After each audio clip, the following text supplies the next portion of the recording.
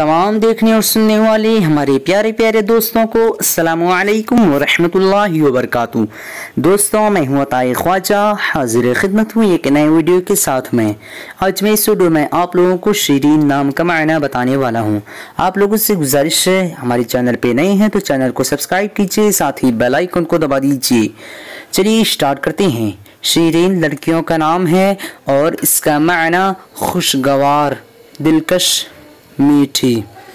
आज की इस वीडियो में बस इतना ही। अगर आप लोगों को ये वीडियो पसंद आई हो तो अपने दोस्तों के अंदर में लाजमी शेयर कीजिएगा और इस वीडियो को छोटा सा लाइक कर दीजिएगा। फिर मिलते हैं दूसरे वीडियो में, तब तक के अल्लाह हाफिज। अस्सलामु अलैकुम व रहमतुल्लाहि व बरकातुहू।